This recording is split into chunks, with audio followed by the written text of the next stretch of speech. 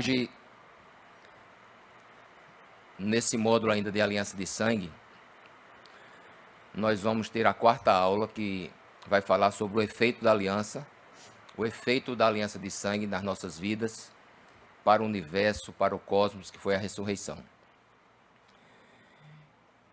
E a ressurreição é uma coisa tão importante. É uma pena que ela geralmente é pregada só uma vez por ano, na Páscoa. Mas a ressurreição é um componente, a gente chama de componente soteriológico dos mais importantes. Por quê? Porque sem ressurreição não há salvação. Romanos 10:9 diz assim: se com a tua boca confessares o Senhor Jesus e em teu coração creres que ele ressuscitou dos mortos, serás salvo.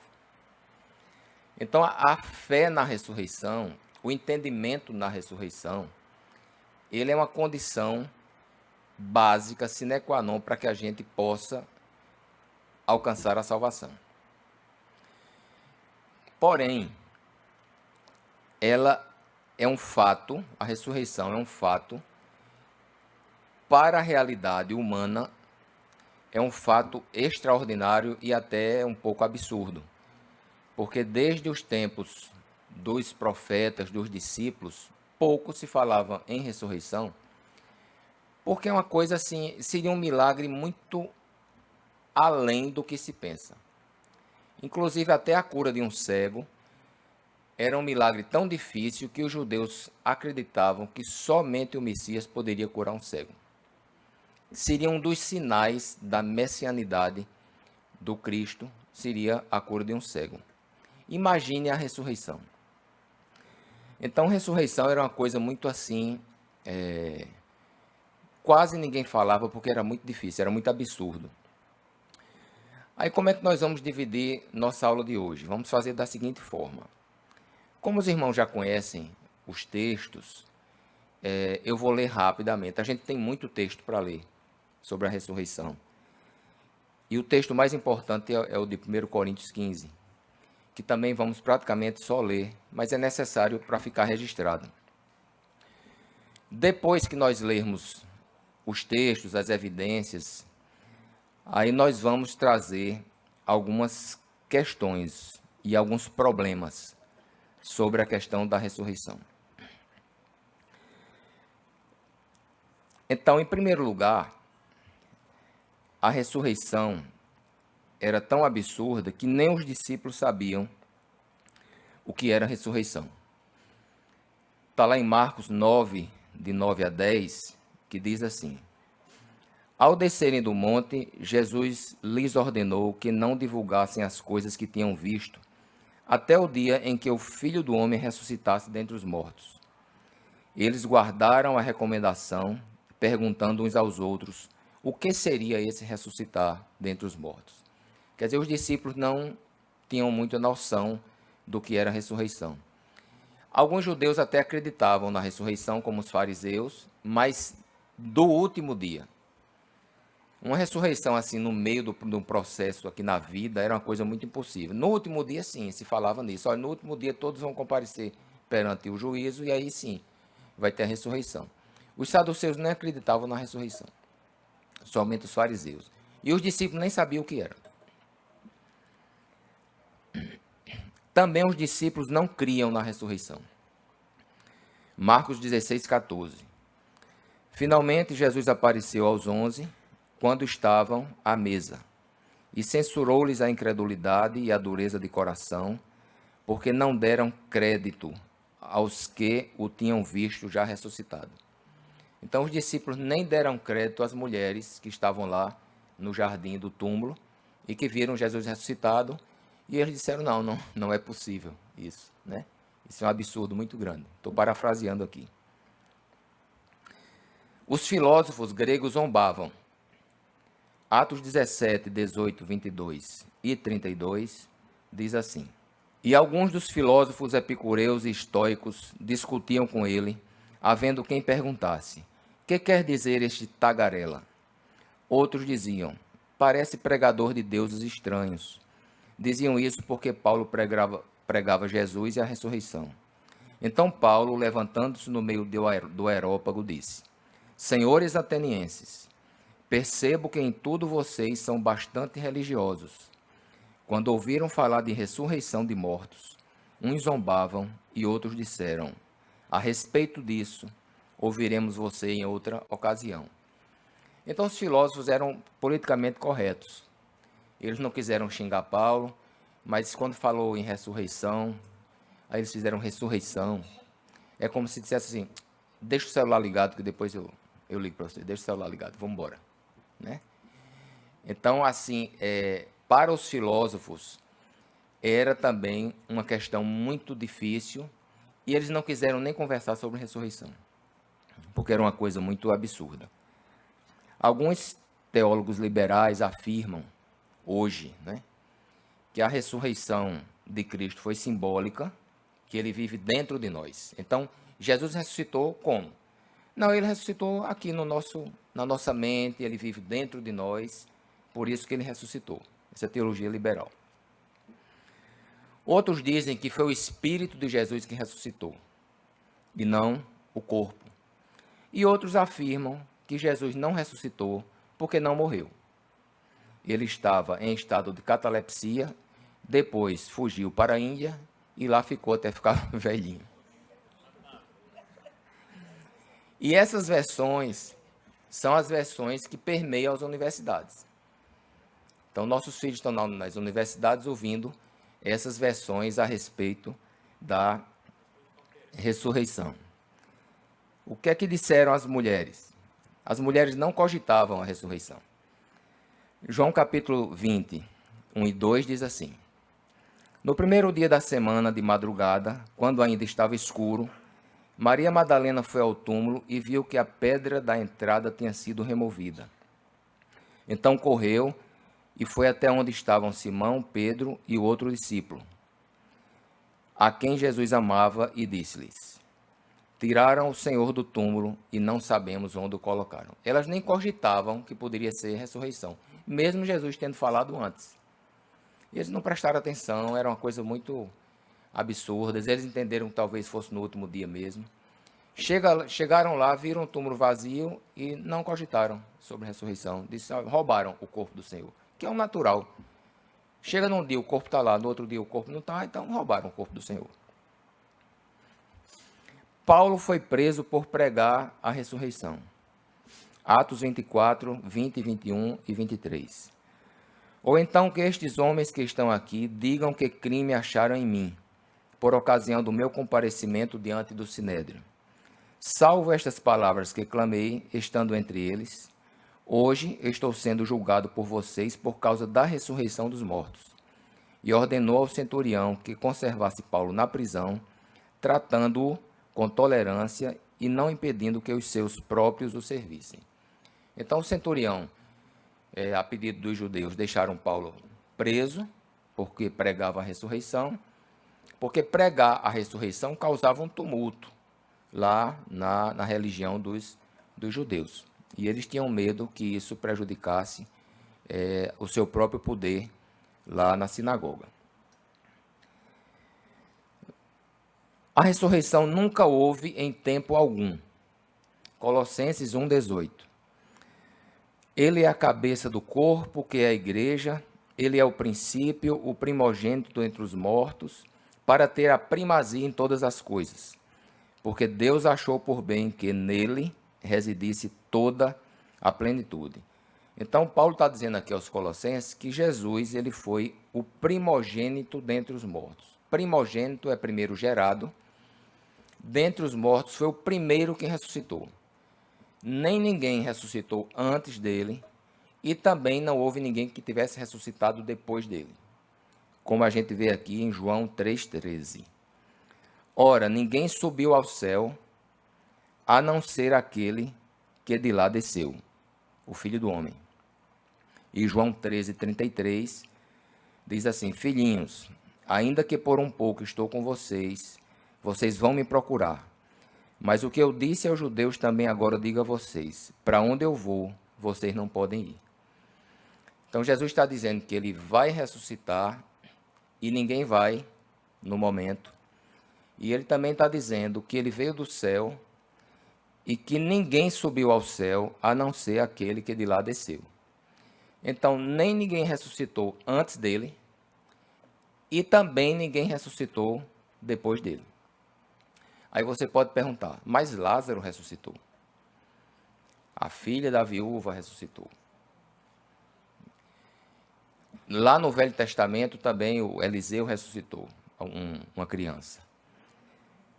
Porém, ressurreição é diferente de ressuscitação. Ressurreição não é ressuscitação.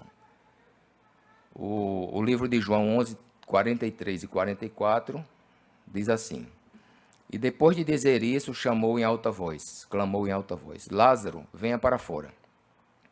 Aquele que tinha morrido saiu, tendo os pés e as mãos amarradas com ataduras e o rosto envolto no lenço. Então Jesus lhes ordenou: desamarrem-no e deixem que ele vá. Ressuscitação é diferente de ressurreição. Ressurreição é o que aconteceu com Jesus. Ele tem um corpo já glorificado, tinha algumas características do corpo de Jesus que a gente vai ver, que nós vamos ver na próxima aula. Ressurreição. Ressuscitação, você volta com o mesmo corpo, com a mesma idade que tinha, e você vai morrer novamente. Então até eu fico pensando assim, não foi muita vantagem para Lázaro, né? Lázaro já tinha passado pela morte uma vez, e depois Lázaro volta, provavelmente se estava doente, voltou do mesmo jeito, e depois morreu novamente. Ressuscitação, ela acontece todos os dias nos hospitais. Você tem uma parada cardíaca, você tem ali 3, 5 minutos para reanimar o paciente. Já existe uma terapia, esqueci o nome, é uma de refrigeração, de você diminuir a temperatura, não sei se é crioterapia, que você diminui a temperatura do corpo aí para 32 graus, você consegue até 25 minutos. O engenheiro, em 2017, ele voltou à vida depois de 25 minutos de parada cardíaca, porque eles resfriaram, colocam uma manta, colocam gelo, resfriam o corpo e conseguem preservar as funções cerebrais até durante 25 minutos. Tem outras histórias até de 1 hora, mas não sei se tem comprovação. Outro texto sobre ressuscitação, Lucas 7, de 12 a 14. Ao aproximar-se do portão da cidade, eis que saía o enterro do filho único de uma viúva, e grande multidão da cidade ia com ela. Ao vê-la, o Senhor se compadeceu dela e lhe disse: não chore. Chegando-se, tocou no caixão, e os que estavam carregando pararam. Então Jesus disse: jovem, eu ordeno a você, levante-se. E mais um texto sobre ressuscitação, em Marcos 5, 38 a 42, que diz assim: chegando à casa do chefe da sinagoga, Jesus viu o alvoroço, os que choravam e os que pranteavam muito. Ao entrar, disse: por que vocês estão alvoroçados e chorando? A criança não está morta, mas dorme. E riam-se dele, mas Jesus, mandando que todos saíssem, levou consigo o pai e a mãe da criança, e os que vieram com ele, e entrou onde ele estava. Tomando a criança pela mão, disse: Talitá cumi, que quer dizer: menina, eu digo a você, levante-se. Imediatamente a menina, que tinha 12 anos, se levantou e começou a andar. Então todos ficaram muito admirados. Nesse versículo 39, quando Jesus disse assim: a criança não está morta, mas dorme, a palavra dormir aqui, em grego kateudo, é um eufemismo para morte. Toda vez que a Bíblia disser alguém está dormindo, nesse sentido de morto, é somente um eufemismo, é uma palavra, uma figura de linguagem. Vocês vão estudar figuras de linguagem dessa semana 8 com o professor Bruno, que ele vai dar um curso de hermenêutica. É uma figura de linguagem onde você diz uma palavra menos agressiva no lugar da outra, uma palavra mais politicamente correta, que não cause tanto impacto. Então, em vez de você falar fulano morreu, você fala fulano faleceu. Na Bíblia eles usavam muito a palavra dormir, aquele que dormiu em Cristo, então ele está morto. Mas a palavra dormir é uma palavra mais leve do que falar em morte, Por isso que é um eufemismo. Evidências bíblicas da ressurreição.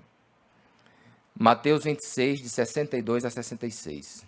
No dia seguinte, que é o dia depois da preparação, os principais sacerdotes e os fariseus se reuniram com Pilatos e lhe disseram: Senhor, nós lembramos que aquele enganador, enquanto vivia, disse: depois de 3 dias ressuscitarei.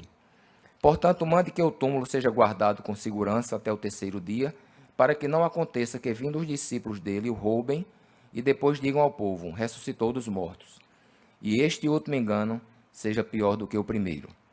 Pilatos respondeu: uma escolta está à disposição de vocês, vão e guardem o túmulo como bem entenderem. Indo eles, montaram guarda ao túmulo, selando a pedra e deixando ali a escolta. Então os fariseus sabiam desse boato da ressurreição, mas o que veio na cabeça deles foi o seguinte: a ressurreição não vai acontecer, porque é um absurdo. Mas eles podem roubar o corpo e dar um golpe.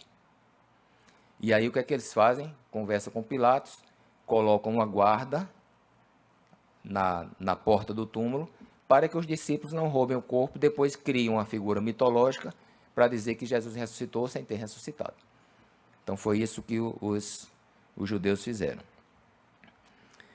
Outra evidência bíblica, Mateus 28, de 11 a 15, que diz assim: E enquanto elas iam, eis que alguns dos guardas foram à cidade e contaram aos principais sacerdotes tudo o que havia acontecido.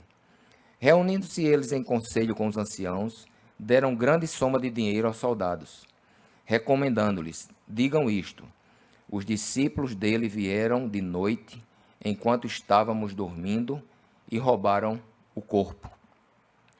E se isto chegar ao conhecimento do governador, nós o convenceremos e faremos com que vocês não tenham maiores preocupações. Os soldados receberam o dinheiro e fizeram como tinham sido instruídos. Esta versão se espalhou entre os judeus até o dia de hoje. Então, se os judeus estivessem convencidos que os soldados dormiram, os teriam denunciado e eles teriam perdido a vida. Porque naquela época, hoje ainda é crime, mas naquela época era um crime passível de morte você desrespeitar uma sepultura e você desrespeitar a família do morto.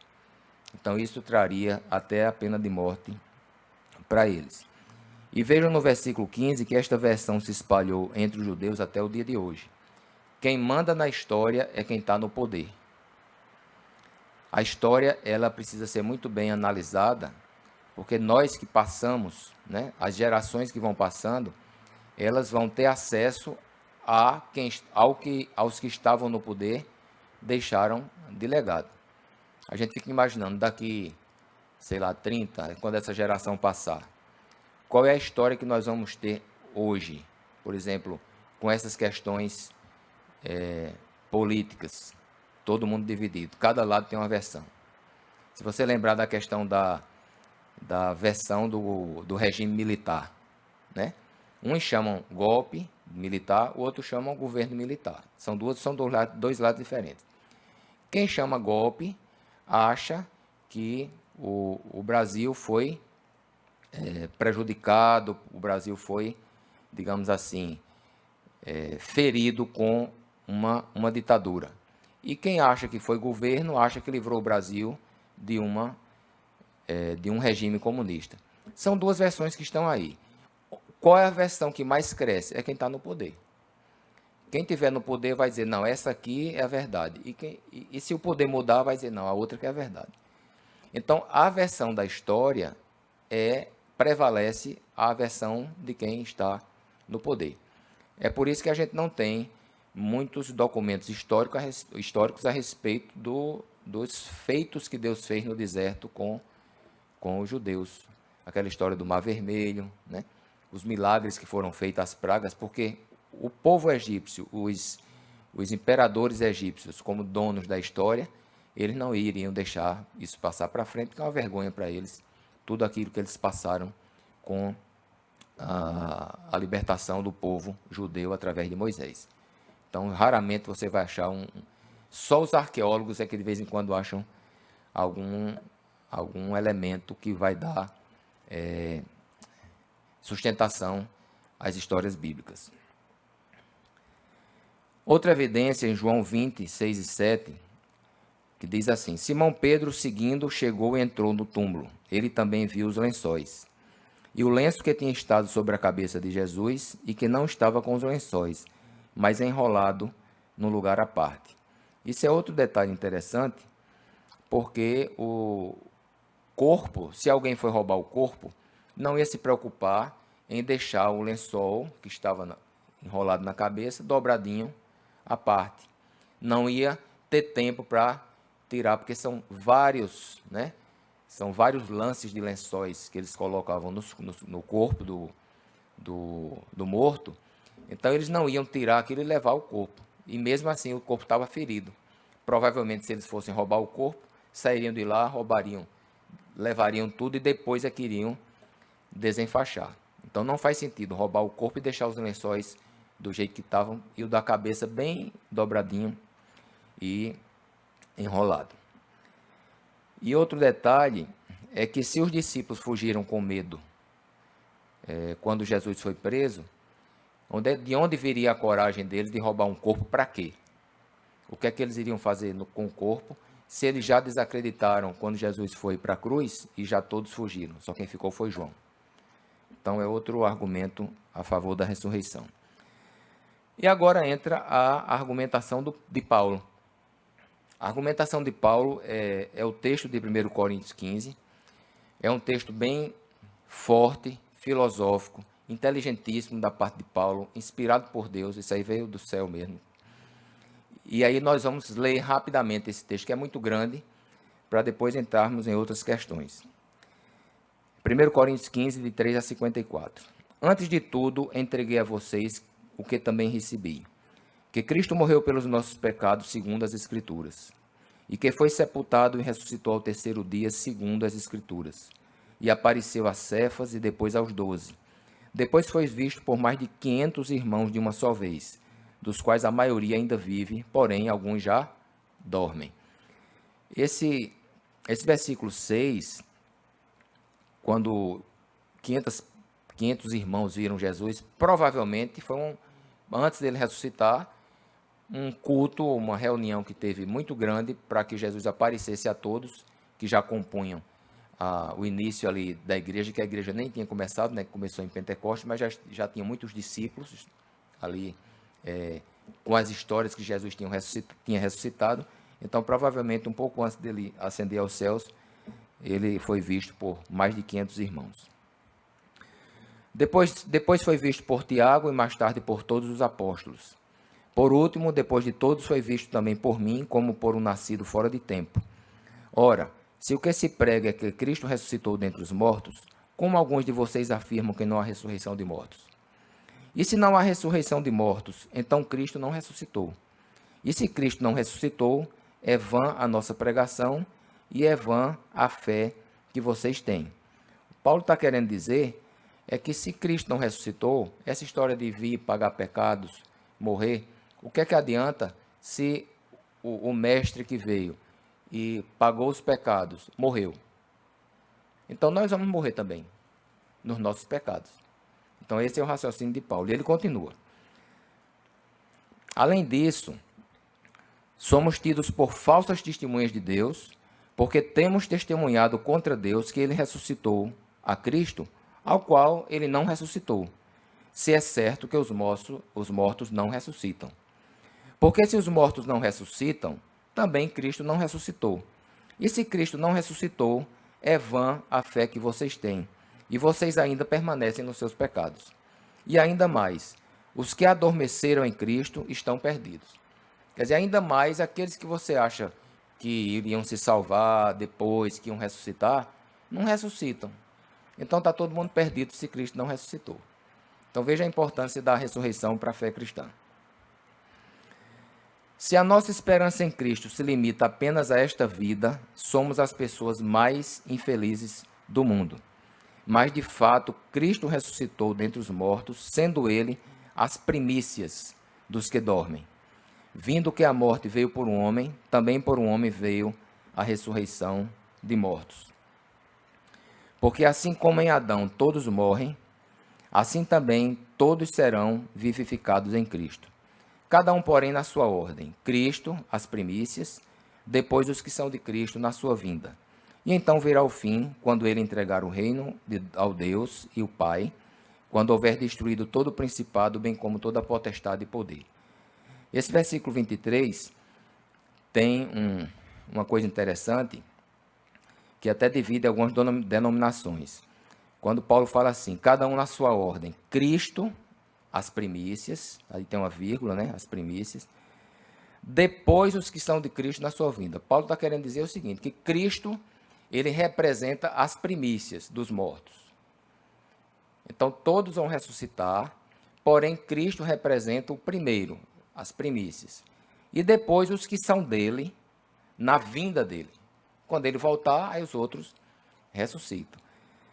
Aí tem uma denominação que diz assim, Cristo, depois as primícias e depois nós. Como é que justifica essa afirmação dessa denominação? Porque no livro de Mateus diz que quando Jesus morreu, alguns se levantaram dos túmulos e foram para suas casas. Que houve uma ressuscitação. Eu não lembro o capítulo que está escrito isso, mas está lá em Mateus. Então eles entendem que a partir do momento que Cristo ressuscitou, depois vieram as primícias, que são aqueles que estavam ali no cemitério naquele momento, e um dia virá os que são de Cristo. Com isso, se justificaria o amilenismo, que é o milênio que está acontecendo já no céu. Essas pessoas que já morreram e que estão morrendo, todos estão nesse milênio, que está no céu, e depois essas pessoas voltam para pegar seus corpos. Então, isso é uma teoria baseada, que tem esse versículo como base, mas que eu entendo que é um equívoco muito grande a respeito desse fator do milênio. Versículo 32. Se como homem lutei em Éfeso contra feras, qual foi o meu proveito? Se os mortos não ressuscitam, comamos e bebamos, porque amanhã morreremos. É o que Paulo está dizendo, ó. Que adianta você ter uma vida ética, uma vida regrada, uma vida com temor a Deus, uma vida que procure servir seu próximo, se não tem ressurreição? Se a vida se limita somente a isso aqui. Pessoal, vamos comer, vamos beber, porque amanhã a gente vai morrer. Então vamos usufruir o máximo que puder da vida, se você só tem essa e não tem ressurreição, porque não faz sentido a gente estar aqui tentando seguir um caminho mais estreito, mais apertado, porque não há ressurreição. É isso que Paulo está querendo dizer.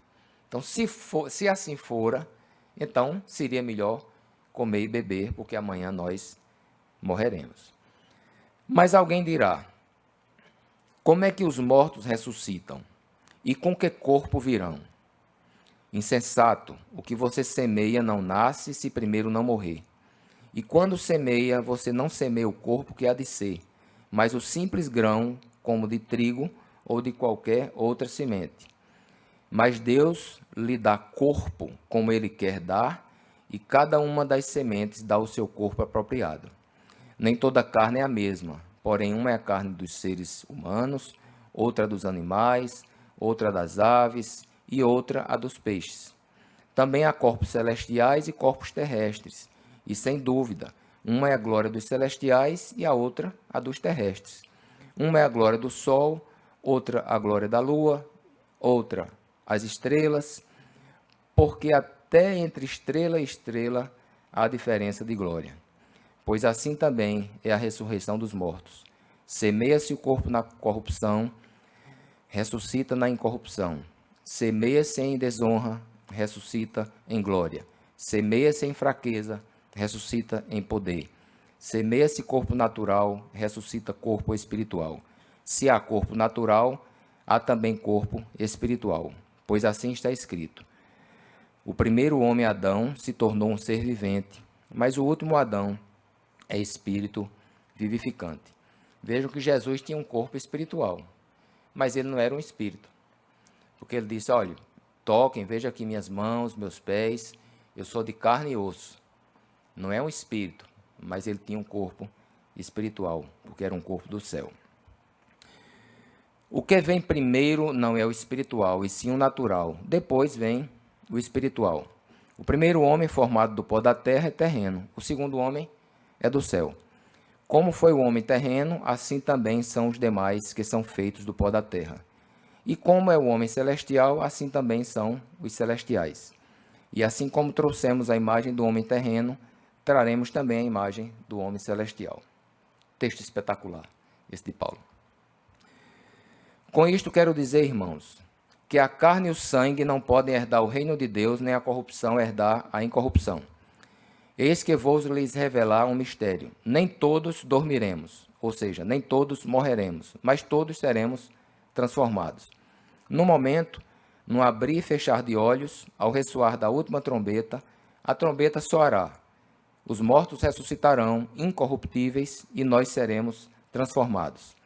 Porque é necessário que este corpo corruptível se revista da incorruptibilidade e que o corpo mortal se revista da imortalidade. E quando este corpo corruptível se revestir da incorruptibilidade e o que é mortal se revestir da imortalidade, então se cumprirá a palavra que está escrita: tragada foi a morte pela vitória. Esse é o grande pilar do cristianismo. É onde estamos fundamentados, na vida eterna. Jesus veio para pagar o preço, para fazer a aliança, mas para ter um resultado. E a Bíblia diz que o coração dele se alegraria. O coração de Deus ficou satisfeito com o resultado. Qual é o resultado? A ressurreição dos mortos. Porque o grande problema da humanidade é a morte. Por mais que você seja bem-sucedido, educado, rico, uma pessoa, um cidadão de bem, chega à presidência de um país, tudo isso vai chegar o dia que você vai ter que deixar e voltar nu como veio para a terra, da mesma forma que volta qualquer cidadão. E Paulo traz o texto, um texto apologético espetacular a respeito da morte, filosófico, que deu um nó na cabeça dos filósofos da época, que é o texto de 1 Coríntios 15. E aqui termina o discurso de Paulo a respeito da ressurreição. Porém, temos algumas evidências hoje. Quais são as principais evidências que a gente poderia trazer hoje para nós, assim, para o nosso coração, para o nosso próprio convencimento a respeito da ressurreição? A primeira é a transformação de vidas. Quando você olha para a igreja, quando você olha para algumas pessoas e vê a transformação que elas tiveram na vida, pessoas que era uma coisa, aqui tem uma figura da lagarta e da borboleta, né? É uma transformação tão grande, é uma metamorfose tão grande, que você olha para a pessoa e faz, só pode ser, Deus não pode mentir, né? A Bíblia fala sobre transformação, sobre salvação, quando você olha para aquela pessoa e diz assim, meu Deus, tem que ser Deus, não pode ser outra coisa. Então a pessoa já tem uma vida nova, não um corpo novo, mas o espírito já é recriado, a pessoa já é nova criatura, isso é já um indício da ressurreição. Então essa é uma evidência que a gente tem hoje. As vidas continuam sendo transformadas pelo poder da ressurreição, que é o complemento da aliança de sangue feita na cruz do Calvário com Jesus Cristo. E outro argumento é a transformação do comportamento dos discípulos, porque todos morreram por causa do Evangelho, com exceção de João. Isso é um argumento de um apologeta chamado Josh McDowell, que tem um livro intitulado Evidências que Exigem um Veredito. E também, mais do que um carpinteiro, que já foi dado aqui a vocês nos primeiros módulos da Escola Bíblica, de Josh McDowell. Nós temos uma diferença assim. O que é que você pode raciocinar? Como eram os discípulos antes de Jesus morrer? Na hora que eles fugiram, eles tiveram um comportamento. O que é que aconteceu para eles mudarem do comportamento de covardes para heróis, digamos assim, da fé? Correram com medo e agora eles se expõem de uma forma que eles vão ser mortos de forma cruel e eles morrem cantando, proclamando a fé, sem nenhum tipo de medo. Algo aconteceu que transformou a vida de 10 discípulos, 11 com Matias, porque depois foi substituído por Judas, e 12 com Paulo, porque Paulo chegou já tarde. Então, 12 discípulos. O que é que houve com eles nesse intervalo entre a covardia e a coragem? A ressurreição. Só a ressurreição pode explicar isso. Porque Pedro, Simão, André e Filipe morreram crucificados. A tradição diz que Pedro morreu crucificado de cabeça para baixo. Paulo, Bartolomeu morreram degolados. Tiago morreu com a espada. Judas Tadeu com o machado. Mateus com a faca. Matias morreu queimado. E Tiago Menor morreu apedrejado. João escapou na ilha de Patmos para escrever o Apocalipse. Essa é a vida de coragem, de martírio dos apóstolos. Então, algo aconteceu. Eu poderia terminar a aula aqui. Eu acho que tudo que a gente viu de ressurreição, que está na Bíblia, a argumentação de Paulo, a gente poderia terminar. São 10h46. Porém, ela é tão fundamental para o cristianismo, a ressurreição, que a gente precisa saber hoje como é que a ressurreição está fundamentada, como é que ela está na mente, implantada na mente das pessoas hoje. Porque se ela é um requisito indispensável para a salvação, nós temos o inimigo das nossas almas trabalhando para desconstruir a ressurreição, e o maior instrumento que ele usou para isso foi uma teologia chamada de teologia liberal. Essa teologia liberal, a gente vai explicar daqui a pouco quais são os parâmetros, né, quais são as principais características dela. Mas o que me espantou foi uma pesquisa que eu achei na internet de um sociólogo chamado Jeffrey Hadden. E essa pesquisa foi feita entre os pastores americanos. Foram convidados 10.000 pastores americanos, é uma boa representatividade. Apenas 7.441 participaram. Essa pesquisa foi feita em 1982, porém os resultados foram liberados em 1998. Então essa pesquisa tem 40 anos. Vejam, eu só trouxe 3 perguntas dessa pesquisa, para você ver como é que está o pensamento lá entre os americanos a respeito da questão da ressurreição e de outros fatos correlatos.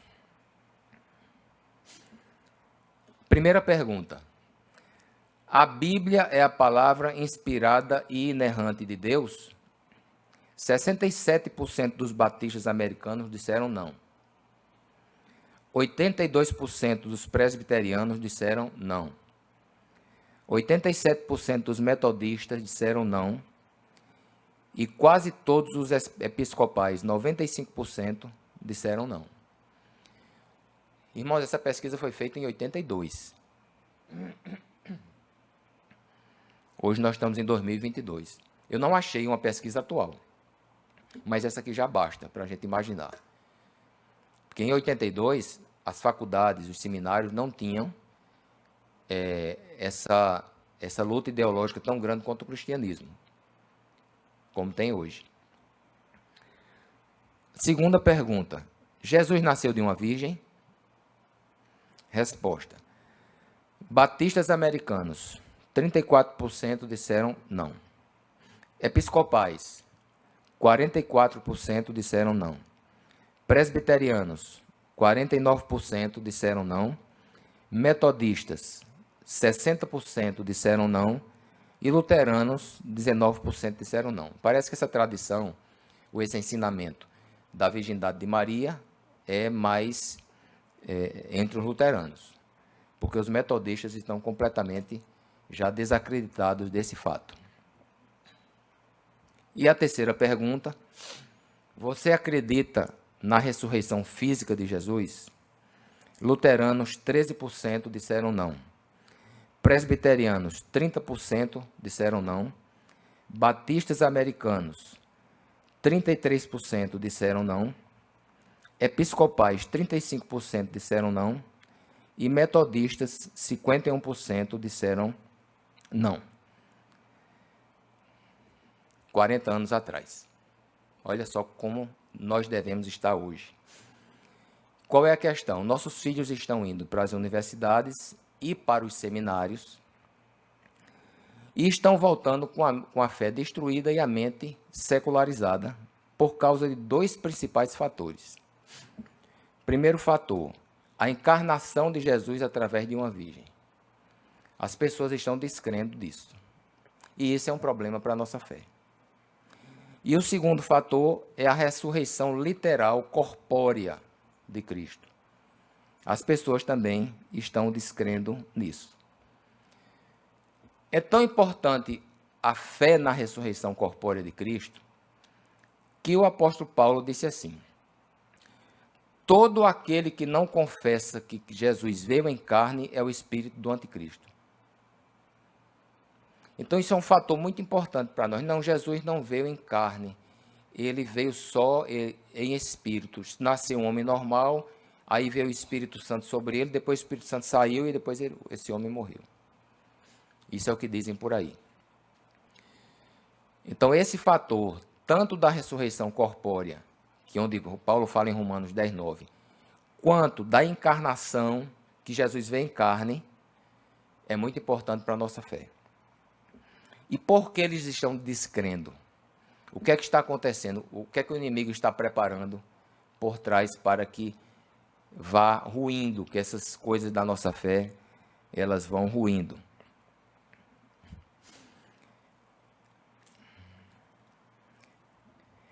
Uma das coisas é o fundamentalismo extremo e a outra é a questão da teologia liberal. Mas vejam só, essa figura que vocês estão vendo aí, essa imagem, ela não tem nada a ver com fundamentalismo. Porque o fundamentalismo é uma teologia que ela foi elaborada em reação à teologia liberal. Ela já é uma reação, o fundamentalismo. E as características do fundamentalismo são essas 5 principais. A gente não vai entrar muito, não é o tema da aula entrar profundamente nisso, é somente para ilustrar. A inerrância bíblica, a natureza divina de Jesus, o nascimento virginal, a ressurreição corpórea e a volta de Cristo. Ora, mas isso é o que nós cremos aqui. Isso é que a Igreja de Cristo crê. Então, nós somos fundamentados. Porque o ismo, quando fala você é um fundamentalista, geralmente é um exagero do fundamento. Não. Nós somos fundamentados nesses 5 pontos. Quando nos chamam de fundamentalistas, é para descredibilizar a igreja por causa de alguns fundamentalistas extremistas. O fundamentalismo extremista, sim, esse é ruim para nós. Mas o que é que a imprensa faz, o que é que os meios de comunicação fazem? Jogam essas imagens na conta nossa, como se nós fôssemos julgadores, atiradores de pedras, atiradores de pegar uma cruz, colocar uma pólvora para você atirar. Então, eles querem trazer essa imagem para dentro da igreja, que não é o que acontece. Agora, o fundamentalismo extremo é muito ruim, porque os fundamentalistas extremistas, eles trazem novamente uma leitura da Bíblia totalmente disforme da realidade. Por exemplo, tem pessoas hoje que não são pessoas ignorantes, são pessoas letradas, têm mestrado, têm doutorado, que estão trazendo uma teologia antiga, eles estão refazendo ou esquentando, digamos assim, uma teologia antiga, que Galileu e Copérnico já resolveram isso aí, que houve um problema na época com eles, eles foram ameaçados de morte, porque aquilo ia contra a igreja, a questão do terraplanismo. Nós estamos no século 21, ano de 2022, e tem alguns extremistas que estão dizendo que a Terra é plana ou a Terra é quadrada, porque a Bíblia fala nos 4 cantos da Terra. Andam dizendo que a Terra é uma pizza e que o Sol continua girando em torno da Terra, que tem uma abóbora aqui, e a Lua nasce e vem. Então, eles estão trazendo isso para o meio científico. E outra coisa, eles têm argumento para tudo. Eles não acreditam que o homem foi à Lua. Diz que tudo é armação de Hollywood. Tudo aquilo foi feito nos estúdios de Hollywood. Aí se você for conversar com eles, pessoal, mas me diga uma coisa, mas os satélites, a gente está se comunicando aqui com o Japão, lá no Japão, não, isso não existe. A comunicação é feita por cabo de fibra ótica subterrânea, ele diz o tamanho do cabo, a grossura do cabo, quanto está passando ali de luz pelo cabo. Eles dizem, eles têm um conhecimento. Tem um professor deles, chamado Afonso, que mora lá nos Estados Unidos e fica mandando para cá artigos científicos a respeito da Terra ser plana. Porque se a Bíblia diz que o Sol parou, então o Sol parou. Pronto, acabou-se. Tem que dar um jeito do Sol parar. E eles vão procurar, né, de todas as formas, de todos os instrumentos e todas as ferramentas que ele tem para provar uma coisa que está falando em linguagem simbólica sob o ponto de vista de quem estava. Porque o Sol parou no sistema solar, não é real isso. O que acontece é a Terra que deu seu freio para poder o Sol ficar naquele ponto por algum tempo, né? Não é o Sol que vai parar. Mas eles trazem isso aí, e uma vez eu estava conversando com um deles, aí eu pensei assim, rapaz, eu não vou discutir isso aqui cientificamente não, que vai parecer uma loucura. Aí eu disse, eu já sei. Quando ele terminou de trazer toda aquela teoria científica a respeito disso, para provar que realmente tudo é conversa de Hollywood, essa história da Lua, eu disse, rapaz, isso não é um problema científico, essa questão de o homem ter pisado a Lua ou não. Isso é um problema sociológico. Aí ele falou, por que sociológico? Eu disse, porque foram 400 mil pessoas que participaram do projeto Apolo. São 400 mil pessoas enganadas e mentirosas. E outra coisa, só na sala de comando tinham 25 pessoas para comandar a nave. 25 pessoas e tem 25 esposas. Não dá para mentir 50 pessoas durante esses anos todos. Porque a natureza humana, ela é de contar as coisas. Agora você imagina, o russo, na Guerra Fria, combinando com o americano essa mentira. Porque os dois estavam na corrida espacial.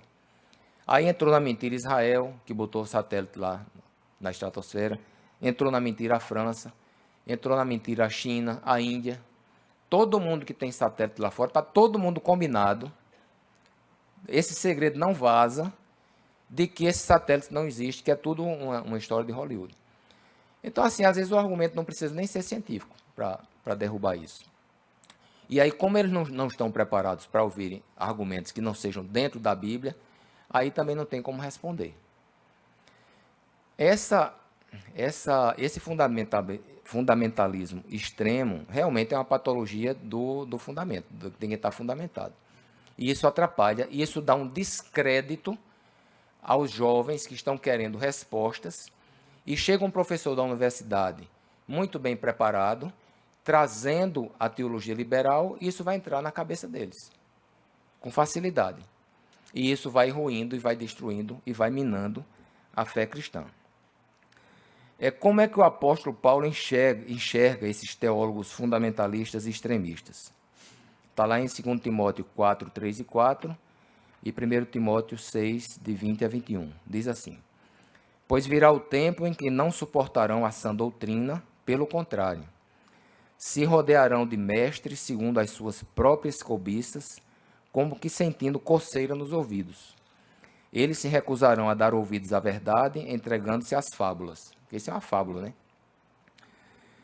E você, ó Timóteo, guarde o que lhe foi confiado, evitando os falatórios inúteis e profanos e as contradições daquilo que falsamente chamam de ciência.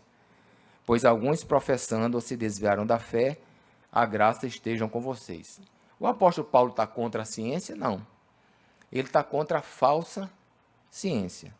Porque a falsa ciência, ela traz conceitos que são antibíblicos. E outra coisa, a Bíblia não é um livro científico, mas tem muita coisa da Bíblia nas entrelinhas que você vê que é científica.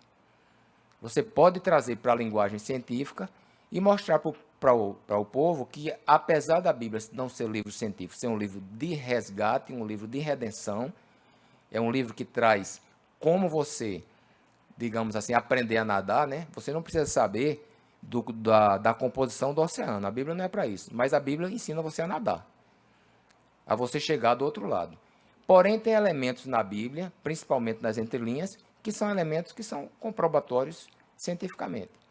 Agora, as universidades e a teologia liberal procuram derrubar. Ninguém entende até hoje como é que ainda se fala em evolução das espécies. Depois de ser descoberto o código genético, depois de ser descoberto que código, onde tem código, tem inteligência, e se tem inteligência, tem que haver a mensagem, tem o emissor, o receptor, tem que haver a mensagem, e onde tiver código tem que ter inteligência, senão não era código. E o que seria a teologia liberal?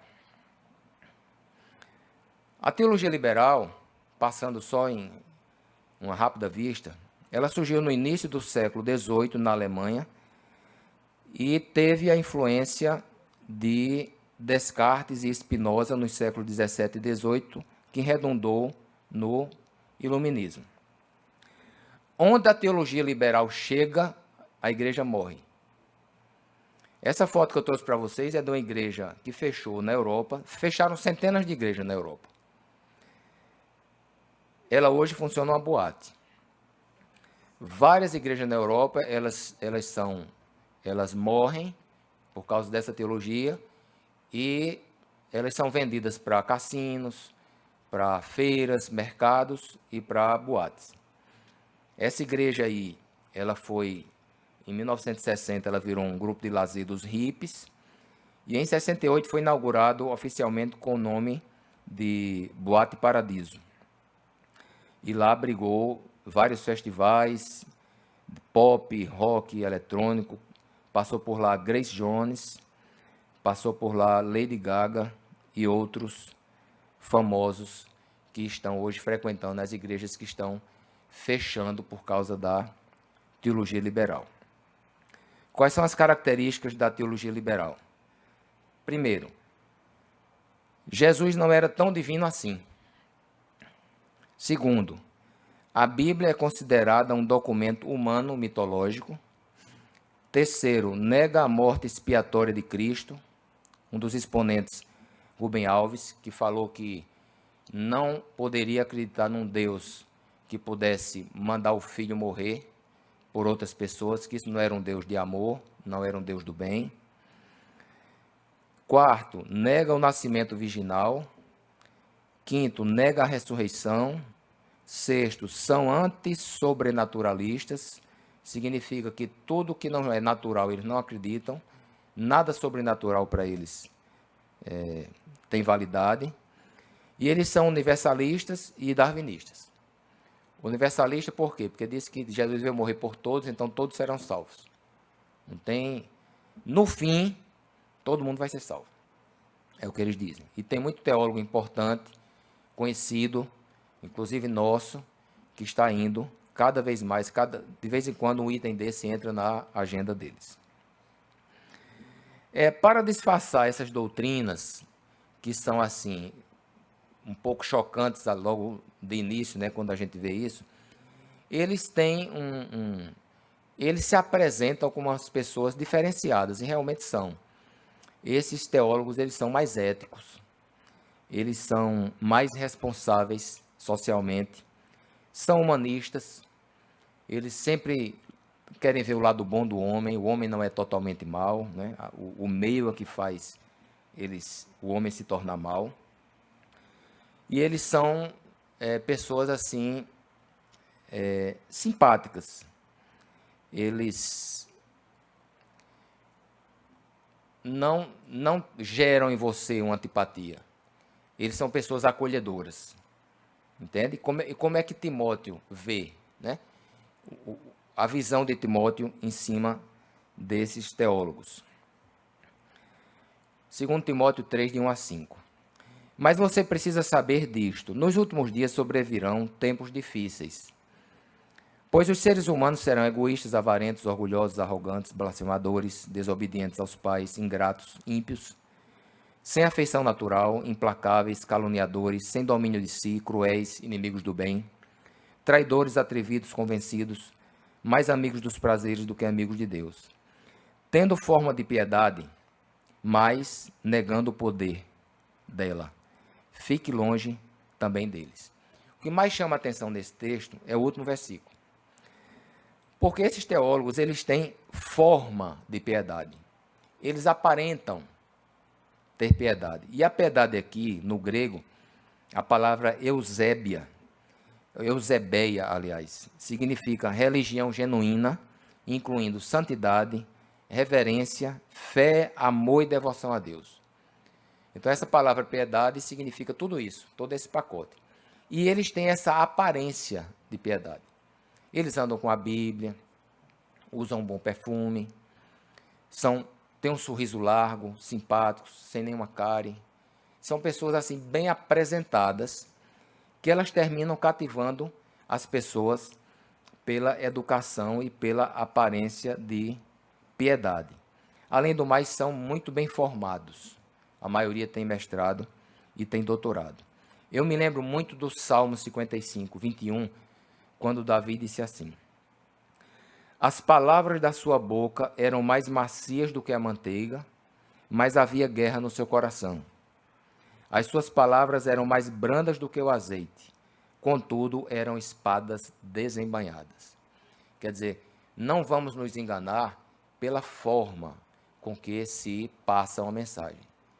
A forma muito bem elaborada, a forma muito bem assim, educada e muito bem amorosa. Ninguém está estudando mais o que é o amor, né? O amor para as pessoas sempre é uma coisa, um sentimento em cima de eros. Mas amor é uma coisa mais abrangente, que isso pode ser visto mais na frente.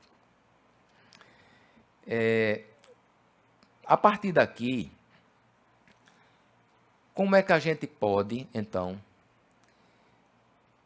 ter uma linguagem, trabalhar com os fatos bíblicos, esses dois fatores que é foco na nossa aula, que é a encarnação e a ressurreição, com uma linguagem que possa, os nossos filhos, os nossos jovens, eles possam entender de uma forma mais profunda, ou então usar a própria linguagem que eles procuram usar na universidade, uma linguagem científica, fazendo algum paralelo, tirando alguma ciência da Bíblia que está ali, latente, e a gente às vezes não está enxergando. Como é que a gente poderia combater essa teologia liberal com a própria Bíblia? Usando o que a Bíblia as ferramentas que a Bíblia nos traz, mas que também alcance, sem ser uma coisa muito dogmática. Porque o dogma é uma afirmação de fé que, quando você não tem o que explicar, você cria o dogma e diz, é isso mesmo e acabou-se. E não tem discussão. É questão de fé. Certo, tem coisas na Bíblia que é questão de fé. Mas quando as coisas vão acontecendo, que as coisas vão sendo reveladas, descortinadas, a gente vai também crescendo na revelação. O pastor Ariovaldo costumava dizer assim, quando não tinha uma coisa, um resultado, uma resposta muito afirmativa, ele dizia, olha, isso aí não tem revelação ainda sobre isso. Mas a revelação da Bíblia é progressiva. Deus vai dando luz aos escritos, a um e a outro, e por isso que a teologia ela vai criando corpo. E a gente precisa também procurar uma forma de levar respostas, principalmente nesses dois aspectos da encarnação e da ressurreição física de Jesus, porque são basilares para a nossa fé. Aí eu queria trazer para vocês 4 principais características do Messias. Quer dizer, que características ele precisaria ter para que fosse o Messias? Para que pudesse cumprir o seu papel de resgatador da humanidade e de filho de Deus. A primeira seria nascer de uma mulher. Isso está escrito lá em Gênesis 3,15, que diz assim: porém, inimizade entre você e a mulher, entre a sua descendência e o descendente dela, este lhe ferirá a cabeça e tu lhe ferirás o calcanhar. Então essa foi a primeira, esse chamado de proto-evangelho. A primeira promessa a respeito da redenção do homem, de que Cristo seria o descendente da mulher. Essa palavra se cumpre, todos conhecem a história, mas em Gálatas 4,4, ela foca bem no tema, quando diz assim: mas quando chegou a plenitude do tempo, Deus enviou o seu Filho, nascido de mulher, nascido sob a lei, para resgatar os que estavam sob a lei, a fim de que recebêssemos a adoção de filhos. Por que nascer de mulher? Porque nascer de mulher dá a legalidade para que Jesus entre na terra. Porque existem leis espirituais que precisam ser observadas e cumpridas. E fora daqui existe uma batalha espiritual entre Miguel e o dragão, que está em Apocalipse 12, onde existem na cruz, não sei se vocês lembram, né? Que houve ali um vexame para os principados e potestades que estavam ali ao redor da cruz, onde eles foram envergonhados, onde eles foram expostos ao ridículo. Então existe uma expectativa, existe uma batalha cósmica, espiritual desses anjos. E eles ficam atentos à legalidade. Então, para entrar na terra, aí a gente tem como base o texto o capítulo 10 de João, quando Jesus diz assim: quem não entra pela porta é ladrão e salteador. Porque o diabo entrou aqui na terra, ele não entrou pela porta. Ele entrou como uma serpente, ele tomou o corpo de uma serpente e entrou para tentar a Eva. E Eva caiu, depois Adão caiu. Então ele não entrou pela porta. Mas Jesus disse assim: aquele que não entra pela porta é ladrão e salteador. Porém, aquele que entra pela porta é o pastor das ovelhas. E a legalidade, a porta legal para se entrar na terra é o nascimento. Qualquer pessoa que entrar na terra sem nascer aqui, ela está ilegal. E Jesus entrou aqui pela porta. Por isso que ele tinha que nascer de uma mulher. Porque estava profetizado e porque a legalidade espiritual é assim. Ele tem que nascer de uma mulher, porque Davi diz lá no Salmo, não lembro o Salmo, mas Davi diz assim: os céus são os céus do Senhor, mas a terra ele deu aos filhos dos homens. Então, para entrar aqui, tem que ser filho do homem. Jesus foi o filho do homem que nasceu de uma mulher. Então, a primeira coisa é nascer de uma mulher para ter legalidade para entrar na terra. Em segundo lugar, não poderia ser descendente de Adão, porque os descendentes de Adão já nascem em pecado por causa dos genes que são traduzidos geração após geração, gerando a morte. Vamos ver os textos. Salmo 51, 5. Eu nasci na iniquidade e em pecado me concebeu a minha mãe. Salmo de Davi. Gênesis 6, 5. O Senhor viu que a maldade das pessoas havia se multiplicado na terra e que todo o desígnio do coração delas era continuamente mau. Salmo 4, de 1 a 3. Diz o insensato no seu coração: não há Deus. São corruptos e praticam abominação. Já não há quem faça o bem. Do céu o Senhor olha para os filhos dos homens, para ver se há quem tenha entendimento, se há quem busque a Deus. Todos se desviaram e juntamente se corromperam. Não há quem faça o bem, não há um sequer. E mais um texto. Romanos 7, 18 a 24. Porque eu sei que em mim, isto é, na minha carne, não habita bem nenhum. Pois o querer, o bem, está em mim, mas não realizá-lo. Porque não faço o bem que eu quero, mas o mal que não quero, este eu faço. Mas se eu faço o que não quero, já não sou eu quem o faz, e sim o pecado que habita em mim. Miserável homem que sou, quem me livrará do corpo desta morte? Então, todos esses textos, eles corroboram para que nós entendamos que o homem já nasce em pecado e já nasce sentenciado à morte. Então, primeiro, ele tinha que vir de uma virgem para ter entrada legal na terra. Segundo, ele não poderia ser descendente de Adão. Terceiro, teria que ser uma virgem para anunciar ao mundo que ele não veio de semente humana como estava profetizado. A questão da vinda de Cristo sobrenaturalmente através de uma virgem, ele tinha uma finalidade. O mundo precisava saber que ele veio para a terra sobrenaturalmente. E aqui é onde começa o nosso problema. Porque o texto de Isaías 7,14 diz assim: portanto, o Senhor mesmo lhes dará um sinal. Eis que a virgem conceberá e dará luz a um filho, e lhe chamará Emanuel. Aqui começa o nosso problema, por quê? Porque na teologia liberal, os teólogos que são muito bem preparados, eles leem a Bíblia no hebraico, no seu idioma original.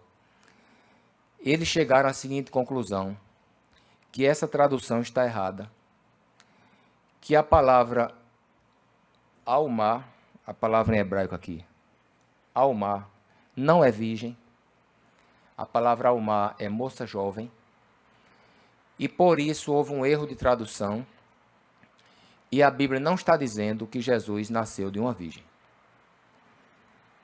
Porque se Jesus tivesse nascido de uma virgem, a palavra não era alma, seria betulá, como está escrito aqui em Gênesis 24:16. A moça era muito bonita, virgem, a quem nenhum homem havia possuído. Ela desceu até a fonte, encheu seu cântaro e subiu. Aí nós ficamos com esse problema para resolver.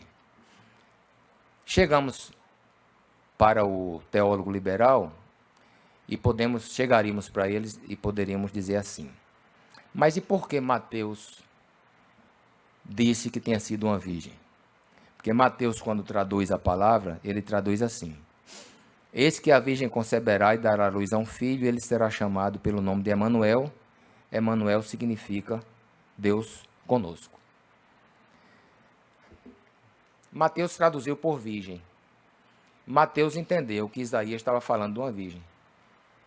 E o tradutor Ferreira de Almeida também traduziu por virgem. O teólogo liberal, ele também tem outra teoria. Ele diz assim: Mateus traduziu por virgem porque os gregos jamais aceitariam um filho de Deus ou um Deus nascido de uma relação sexual.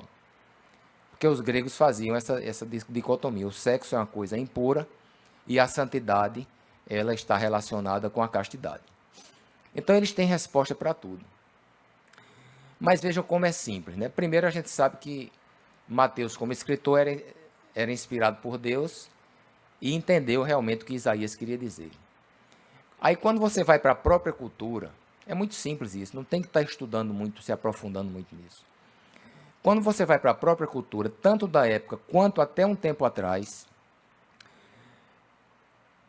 uma filha, quando ela era, por exemplo, fugia, não tem história de fugir no colégio, fulana fugiu, um rapaz, né? Quando ela voltava, os pais iriam casar ela. Por quê? Porque fugiu, teve relação com o namorado, vai ter que casar. Mas às vezes essa fuga não se completava. Ele se arrependia e voltava. Aí a família dizia assim: ela ainda é moça, preservou, ela está preservada, ela é moça. Aí a médica chegava lá, fazia o exame, não, ela é moça, então tá bom, não precisa casar. Então essa terminologia de ser moça ou não ser moça, foi usado até um tempo desse. E isso são raízes do judaísmo. Porque no judeu, para o judeu, qualquer menina de 15 anos, ou 16, ou 18, que não é casada, ela é chamada também de moça. Da mesma forma que aqui na nossa cultura, até um tempo desse, existia esse vocabulário. Hoje não se fala mais, hoje até se fala mais assim, virgem, né? Ela é virgem, não é virgem, BV ou não BV, tem essas coisas aí, esse vocabulário. Mas essa palavra moça jovem, para Isaías e para Mateus, significa virgem mesmo. Então não é uma coisa que você possa descredibilizar o texto por causa da palavra que Isaías usou.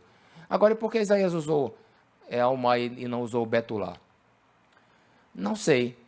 Talvez para ser pedra de tropeço para os desobedientes, como disse Jesus. Ai, bem-aventurado aquele que não vê em mim, que não acha em mim pedra de tropeço. Porque isso é uma pedra de tropeço que a teologia liberal quer colocar na fé dos jovens que estão na universidade, e eles, quando olham para aquele professor com não sei quantos doutorados, com a Bíblia em hebraico debaixo do braço, eles olham assim e fazem, realmente ele sabe. Aquilo que eu aprendo na igreja é dogma. Eles sabem mais do que os pastores. E aí começam a ir atrás, até porque eles são referenciais. Então, esse é o perigo da teologia liberal. Mas a questão aqui, irmãos, da virgindade, ela não é uma questão para o cristianismo, é fundamental no sentido de estar o valor em si na questão da imenolatria. Não é isso. Porque quando Deus escolhe Maria, ele não escolhe porque Maria era virgem, porque todas eram virgens. Deus escolhe Maria porque Maria tinha um coração que se agradou a Deus e tinha um caráter que agradou a Deus. A questão de Maria ser virgem, isso é para que os homens, que o mundo saiba que Jesus não veio de uma relação normal, sexual de homem e mulher. Que uma relação sexual de homem e mulher é uma relação abençoada. Foi Deus que instituiu. Mas a gente precisaria saber que Jesus não traria os cromossomos e os genes de Adão no seu corpo, porque isso é importante para a fé cristã e para a ressurreição, para a gente entender isso mais na frente. Então, essa é a questão. Então, vamos ver qual seria a quarta característica. Ele teria que ter a mesma substância de Deus. Se não tem de Adão, tem que ser de Deus. E nasceria com o livre-arbítrio que Adão perdeu na queda do Éden. Por que essa questão do livre-arbítrio? Porque o homem filho de Adão, ele não é capaz, porque ele já nasceu em iniquidade, ele não é capaz de escolher o bem. O mal vai estar sempre dentro dele, como nós lemos agora o texto de Paulo. Olha, o bem que eu quero fazer eu não consigo, porque na minha carne habita o mal. Então eu não consigo, eu quero fazer, mas não consigo. Aí ele fala assim, miserável homem que sou. Depois com o texto ele continua, mas graças a Deus, porque Deus, aí ele dá a glória a Deus, porque transformou a vida dele e ele nasceu de novo. Mas humanamente falando, Paulo estava querendo dizer, rapaz, eu sou um miserável, porque tudo que eu quero fazer de bom eu não faço. Eu só consigo fazer o que é mal. E aí tem uma coisa interessante, que está em Isaías. Deixa eu ver o texto aqui. Sim, voltando aqui o texto, quando fala aqui na tradução do livre-arbítrio, que Jesus teria que ter, tem um texto em Isaías, que eu não sei se eu trouxe aqui, eu acho que eu trouxe mais na frente, que vocês vão entender melhor isso. Que é na teoria da tradução que foi trazida por Tertuliano. O que Tertuliano diz? A palavra tradução vem do latim traducere. Que todos nós somos Adão porque nós herdamos suas características físicas, mas também psíquicas. Ou seja, a sua vida. Quando a gente diz assim, qual a culpa que eu tenho de Adão ter pecado? Porque você está dizendo que a gente já nasce em pecado, a gente já nasce condenado. Mas eu não pequei. Não fui eu que comi a maçã lá, como diz a lenda, né? Porque a Bíblia não fala em maçã, fala no fruto. Mas a lenda fala que era uma maçã. Então fala assim, eu não comi da maçã, não fui eu, foi Adão. O que é que eu tenho a ver com isso? Que eu já nasci condenado. Então essa Essa teoria do traducionismo de Tertuliano, ela traz essa clareza para a gente de dizer que nós, como descendentes de Adão, somos Adão, e a gente vai ver aqui em Isaías, e depois o texto lá de Hebreus para vocês entenderem. O que é que Isaías diz, 7,15? Ele comerá manteiga e mel quando souber desprezar o mal e escolher o bem. Então, o que é que Isaías está dizendo? Olha, esse Messias, ele vai ter essa capacidade de olhar o mal e o bem e escolher o bem. O ser humano não tem, mas ele terá. Então, ele comerá manteiga e mel quando souber desprezar o mal. E foi isso que Jesus fez. Ele foi tentado por 3 vezes no deserto, depois no Getsêmani, depois na cruz, e ele escolheu desprezar o mal e escolher o bem. Aí o traducionismo diz o seguinte, Hebreus 7, 9 e 10. E por assim dizer, também Levi, quem recebe dízimos, pagou-os na pessoa de Abraão. Porque Levi, por assim dizer, já estava no corpo do seu pai Abraão, quando Melquisedeque foi ao encontro dele. A gente precisa entender isso aqui bem. O contexto aqui, Abraão ele estava em guerra com 5 reis. E Abraão ganha essa guerra. Está lá no Gênesis. Quando Abraão ganha essa guerra, aparece um sacerdote chamado Melquisedeque. Abraão vai dar o dízimo ao sacerdote.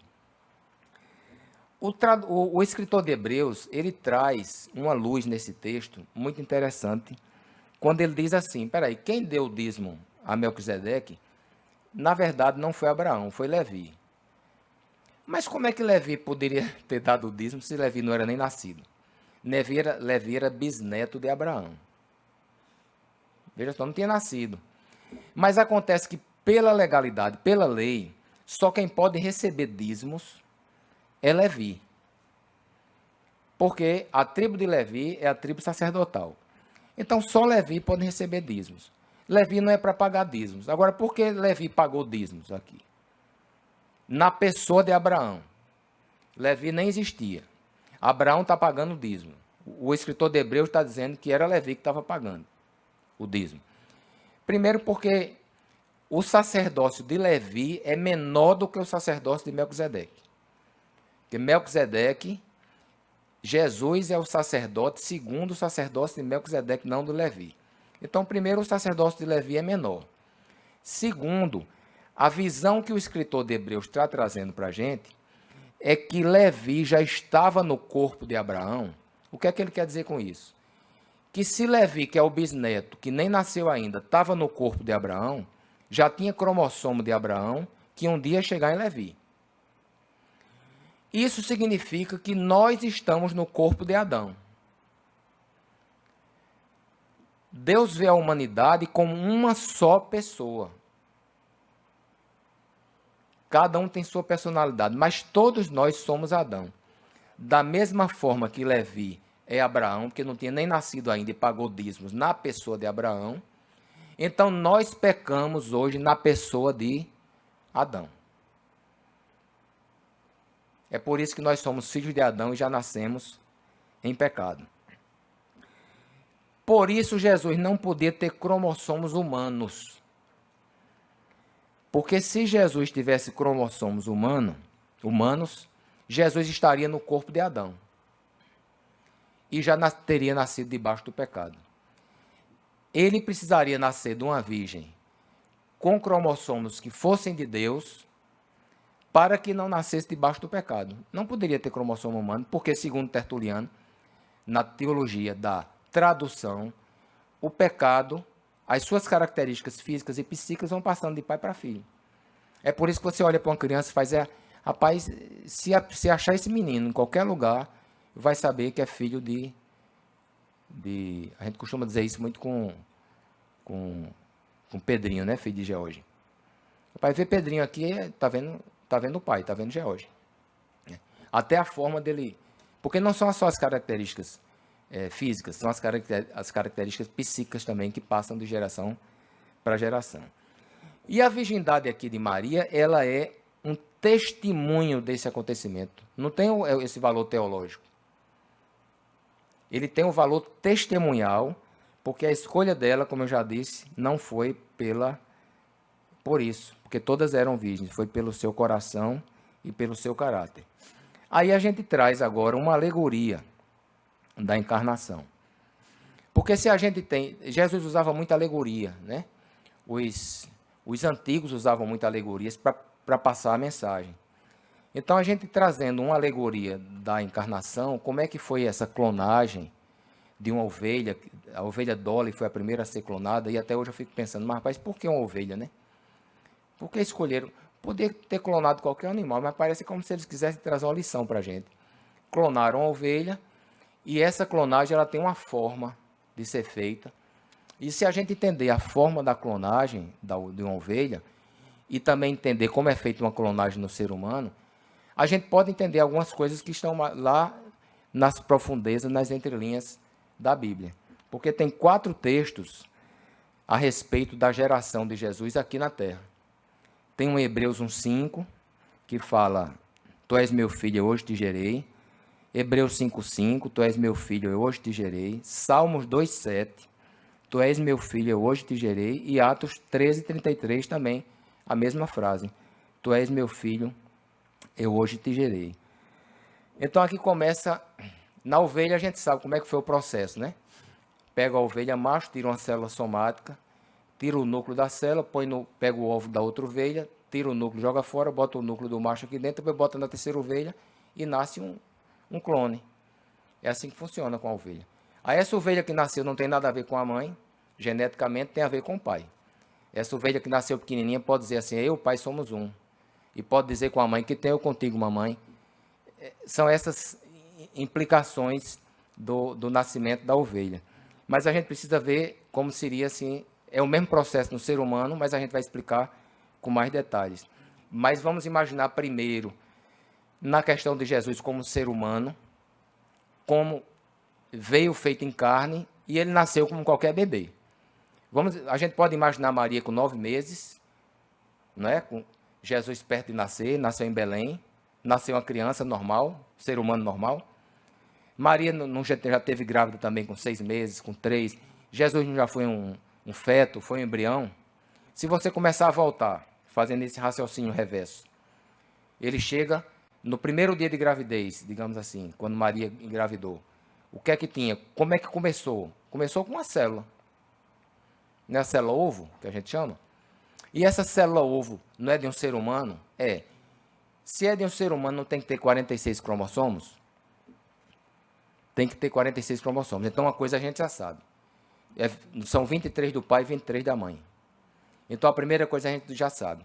Os 23 do pai não pode. Porque os 23 de Adão, de José, no caso, está fora. Porque se fosse com os 23 cromossomos de José, Jesus já não viria do céu, viria de Adão. Então a gente já sabe que essa célula ovo, ela não pode ter cromossomo humano.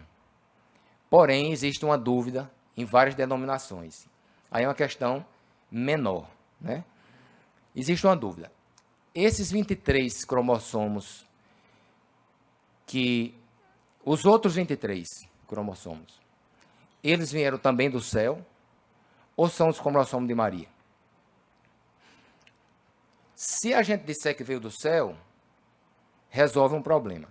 Se a gente disser que os 23 são de Maria, a gente tem um problema dos 23 cromossomos. E esse problema, o Papa Pio IX entendeu. Ele pensou assim, peraí, Maria é humana. Se Maria é humana, ela também é descendente de Adão. Se os 23 cromossomos dela entrarem no processo de encarnação,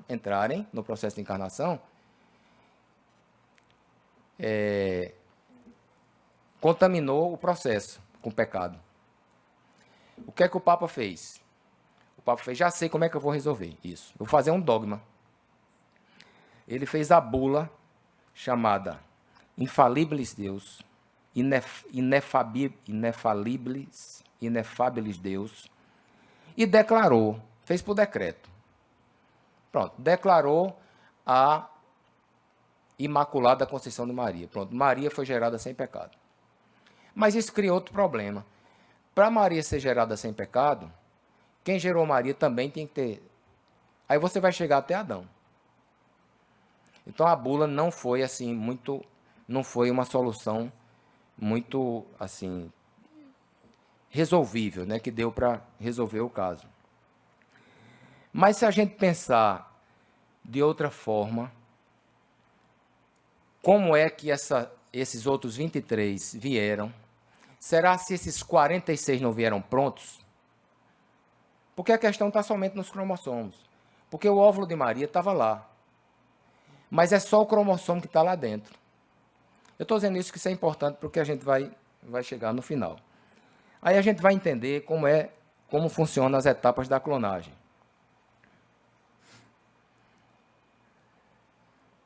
Aqui tem o doador, certo? Vamos falar agora humanamente falando.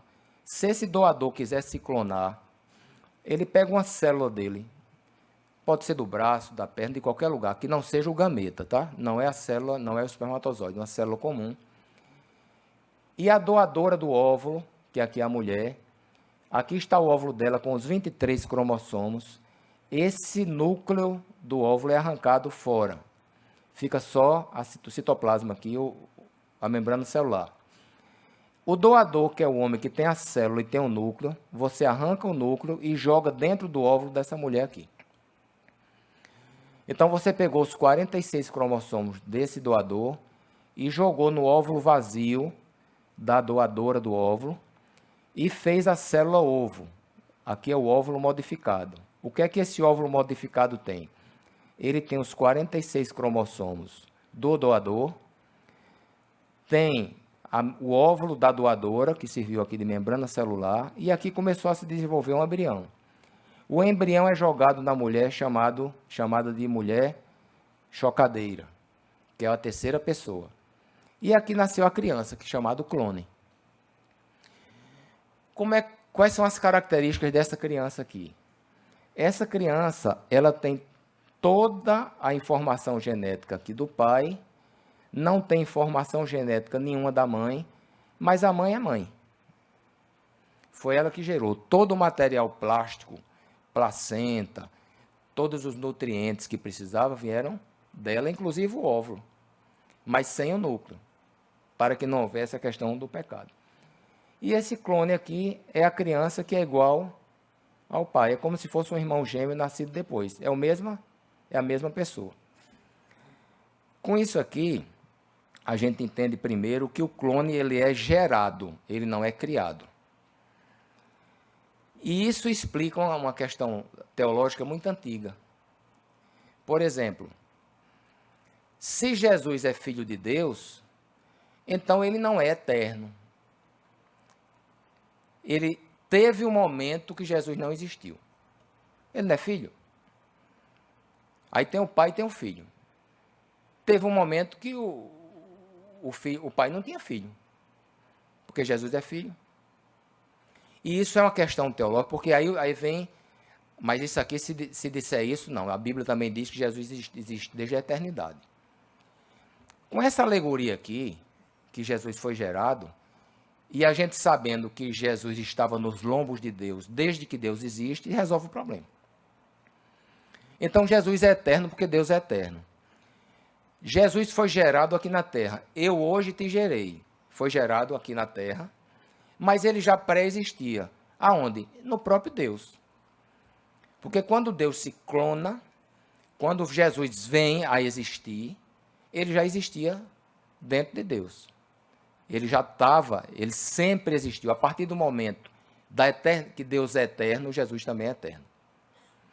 E a outra coisa que a gente vai ver são os textos que trazem que explicam essa metáfora da clonagem. Jesus respondeu: há tanto tempo estou com vocês, Filipe, e você ainda não me conhece. Quem vê a mim vê o Pai. Como é que você me diz, mostre-nos o Pai? Olha o que é que Jesus está dizendo. Que ele é tão igual ao Pai, ele é tão semelhante ao Pai, ele é uma pessoa diferente do Pai. São 3 pessoas.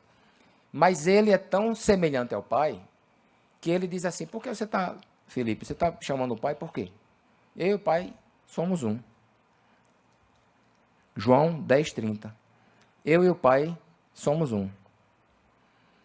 Então, a referência, aliás, a semelhança entre Jesus e o Pai, por essa metáfora de clonagem, eles são a mesma pessoa, embora sejam pessoas diferentes. E tem uma frase, irmãos, a gente estamos terminando aqui. Tem uma frase aqui que eu nunca entendi e nunca vi uma explicação de teólogo que me fizesse entender. Mas com essa metáfora a gente pode ter um entendimento melhor, não total, melhor. Essa frase de João 2, 3 e 5, quando diz assim, tendo acabado o vinho, a mãe de Jesus lhe disse, eles não têm mais vinho. Mas Jesus respondeu, mulher, que tenho eu contigo?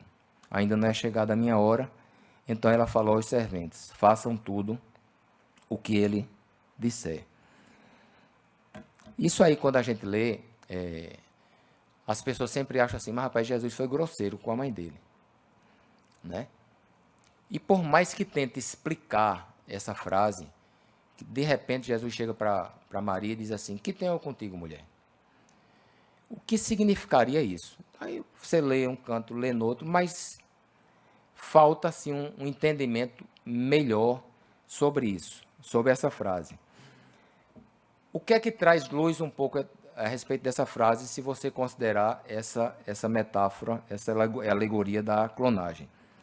É outro texto de Mateus 8:29 que diz assim, que temos nós contigo, Filho de Deus? Vieste aqui atormentar-nos antes do tempo. Quando Jesus encontra com os demônios diz essa mesma frase, na língua grega original, é a mesma frase, que temos nós contigo. Aí Jesus chega para Maria, que tenho eu contigo?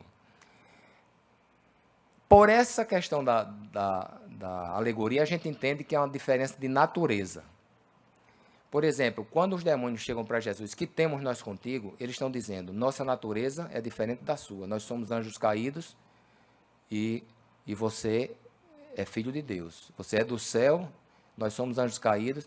E quando ele chega para Maria e diz que eu tenho contigo, mulher, ele está dizendo, minha natureza é diferente da sua, mulher. Você é humana, eu sou do céu e os demônios são anjos caídos. É como se fosse a coisa na natureza. São naturezas diferentes. A humanidade é uma natureza. Jesus se tornou humano, mas veio do céu. Ele tem os genes de Deus. Nós temos os genes de Adão. E Maria também tem os genes de Adão, que foi também salva através da cruz do Calvário. É uma conclusão somente para essa aula, mas a gente vai concluir na próxima. Se João Batista anunciasse o Cordeiro de Deus nos dias de hoje, a frase poderia ser, eis o clone de Deus que tira o pecado do mundo, modernizando a frase. Terminamos essa aula com a explicação da encarnação, para que nós tenhamos uma alegoria e ferramentas para discutirmos ou para explicarmos, como o apóstolo Pedro fala, né, que a gente deve ter todos os motivos e a razão da nossa fé, quando a gente for arguído na universidade. Eu trouxe isso para vocês, que isso é um trabalho fruto do que eu passei nessa universidade de teologia liberal. E isso foi uma discussão também com um professor que já foi, já partiu, já dorme. Professor espetacular, falava 7 línguas e traduzia a Bíblia direto do hebraico, mas que tinha essas ideias liberais da Universidade Metodista. E na próxima aula a gente pode ver também a questão em relação ao corpo, da ressurreição, onde Jesus foi, onde é que ele estava, que corpo é esse que Jesus adquiriu e como nós vamos também ressurgir dos mortos.